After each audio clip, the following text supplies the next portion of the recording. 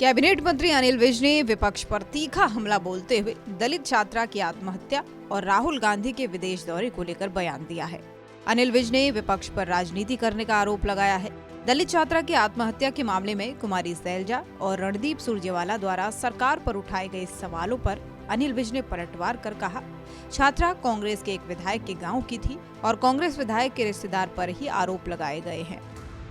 नहीं, विपक्ष द्वारा ही पीड़ित महिला है वो, लेकिन विपक्ष हमेशा हर बात की राजनीति करता है बिना समझे उस केस को कि कौन उसके लिए दायित्व है, किस विधायक के गांव की भी वो है, किस विधायक कांग्रेस विधायक के स्कूल की वो छात्रा है और लड़की ने किस विधायक के रिश्तेदार पर, कांग्रेस विधायक के रिश्तेदार पर आरोप लगाया और ये उल्टा सरकार पर आरोप लगा रहे हैं।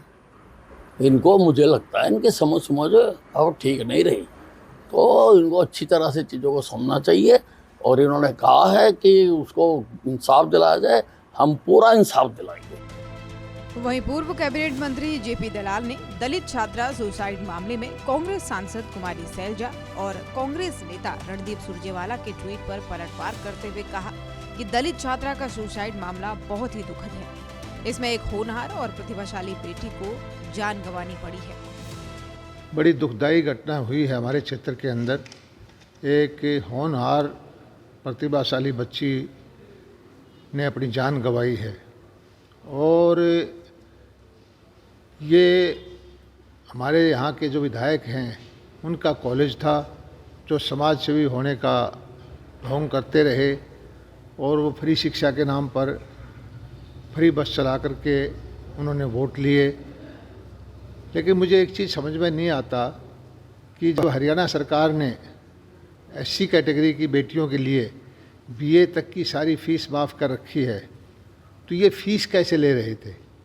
एक तरफ ये कह रहे हैं कि हम फ्री शिक्षा दे रहे हैं, दूसरी तरफ हरियाणा सरकार के द्वारा जब फीस ना लेने का कानून है एससी कैटेगरी की बेटियों से, उसके बावजूद भी ये फीस ले रहे हैं। राहुल गांधी के राष्ट्र शोक के बीच नए साल पर विदेश दौरे को लेकर उठ रहे सवालों पर अनिल विज ने कहा कि कांग्रेस ने कभी मनमोहन सिंह को सम्मान नहीं दिया और उन्हें अपमानित किया।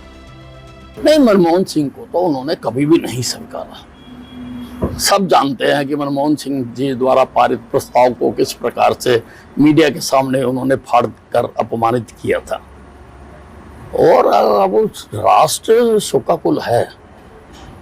लेकिन राहुल गांधी जी कहाँ हैं? वो तो विदेश चले गए। अब विदेश किस लिए गए हैं ये तो वही बता सकते हैं। इस दौरान अनिल विज ने परिवहन विभाग से पुलिस अधिकारियों को हटाने के आदेश देते हुए कहा कि पुलिस और सिविल विभागों की ट्रेनिंग अलग होती है। उन्होंने आरोप लगाया है कि कुछ अधिकारी तिकड़म करके सिविल विभाग में आ गए थे।